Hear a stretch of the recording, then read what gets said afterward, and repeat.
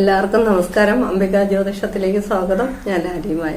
ഇന്നിവിടെ കോടീശ്വര യോഗത്തെ പറ്റി അല്ലെങ്കിൽ ധനയോഗത്തെ പറ്റി പറയുമ്പോൾ ഇടവ ലഗ്നക്കാരെ കുറിച്ചാണ് പറയുന്നത്. ഇടവൻ ലഗ്നമായിട്ട് വരുന്നവരും ഇടവത്തില് ചന്ദ്രൻ നിൽക്കുന്ന ലഗ്നരാശി, ചന്ദ്ര ലഗ്നരാശി എന്ന് പറയാം.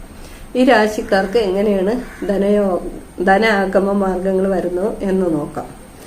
ഇവിടെ ലഗ്നാല് 9ാം ഭാവം ശനിയുടെ ക്ഷേത്രമാണ്. ശനി സംഖ്യ 1 ചന്ദ്രാലും 9ാം ഭാവം ശനിയുടെ ക്ഷേത്രം സംഖ്യ 1. അപ്പൊ 2 സംഖ്യ എന്ന് കണക്ക് കൂട്ടാം.